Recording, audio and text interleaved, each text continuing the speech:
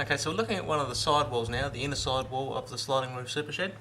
What we have here is the Westboard Aquatite lining material.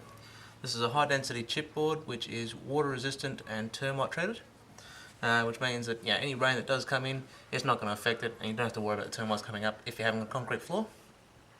In this case the customer does have a nice concrete floor, and they've also done the smart thing of putting this rubber lining in between here. It's a nice, does the job, it's thin, it's durable, does the job nicely, and they've held it on here with a few nails every now and again.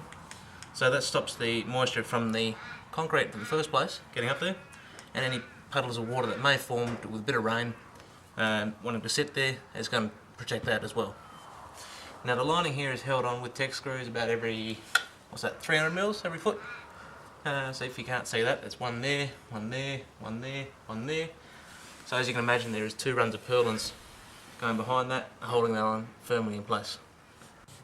Grants has 2 different options for your sliding roof fertiliser shed to do with the lining. The standard is that we supply the steel frame shed with the Westboard Aquatite lining. The other is that the customer can supply their own precast concrete panels and we simply build the roof on top. Now, a lot of people find that the Westboard Aquatite lining is the cheaper way to go in the end compared to the concrete panels.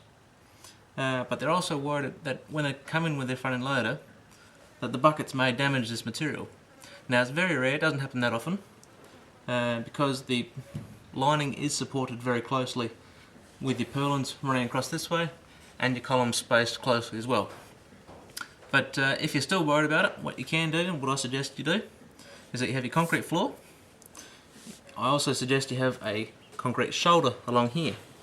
So you just simply fill this bit in with concrete, and that way you can just run your bucket along the edge of that shoulder and you don't have to worry about damaging your new lining. Whatever material is left after you've brought your loader in, you simply brush off, gather up, get it in the next bucket load, and still protecting your lining. Okay, so from here we're looking at the wheel track assembly. We can see here that we have the cast iron wheel rolling along the nice thick track going down this way. We have this bit of angle on here which is the stop for the roof when it comes back this way.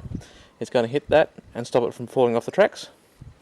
The chain here wraps around the outside here and comes back over it and through this slot here and locks into place, and that stops the roof from wanting to pull back that way. I'm outside the sliding roof super shed now, just looking at the outside wall, the lower half. So as you can see here, we have these nice sturdy columns. They are spaced every 1.5 metres, every 3 feet. And we have the purlins here, one there, there and there. Now obviously they're spaced much closer than a regular shed, because we have the lining on the inside and the fertiliser on the inside. That's all wanting to push out. So there's a lot more force on it than there is on a regular shed. That's why we have the columns much closer together, as the purlins as well, much closer together to support that lining. Looking at the outside wall now, the up half, it may have crossed your mind, it may not have, but we do have the gutter up here. Obviously you want to catch as much water as you can to keep it away from your new fertiliser. But with a sliding roof shed, a sliding roof, what are you going to do with the water when it comes down the downpipe? Now in this case it's a good idea. Downpipe at the end of the gutter, coming down the wall and away from the shed. Now there's nothing from here, you could have another bit of pipe bring it closer to the ground, but in this case it's not going to be very easy to trap the water and keep it into the tank, so the idea is just keep it away from the site. So in this case, down here, out the pipe, down the slope, away from the shed, protecting your fertiliser. I'm at the other end of the shed now, the roof is in the closed position. Now we can see here at the far end of the track, we have the same thing at both ends of the shed. There is the stop in place to stop the roof from continuing off the track and onto the ground, which is obviously not a good idea. So we have this in place to stop it. And again, same thing, chains here, they come around and they'll wrap back around the frame and lock back into position. That'll stop the roof from wanting to close back, wind or something, wind might come along, try to close it. So we have it there to lock it in the open position.